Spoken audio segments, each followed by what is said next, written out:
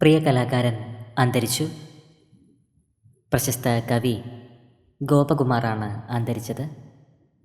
അമ്പലപ്പുഴ ഗോപകുമാറിന് 80 വയസ്സായിരുന്നു.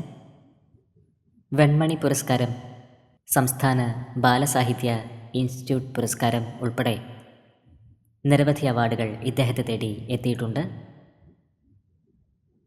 സാഹിത്യ ലോകത്തിന് കനത്ത ഒരു നഷ്ടമാണ് സംഭവിച്ചിരിക്കുന്നത്. 10-ലേറെ കവിതാ സമാഹാരങ്ങളും 8-ലധികം ഗദ്യകൃതികളും പുറത്തിറക്കിയിട്ടുണ്ട്.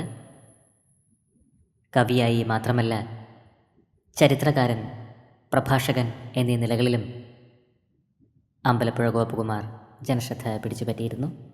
80-ാം വയസ്സിലാണ് അന്ത്യം സംഭവിച്ചത്. ആത്മാവിന് നിത്യശാന്തി ലഭിക്കട്ടെ എന്ന് നമുക്ക് പ്രാർത്ഥിക്കാം.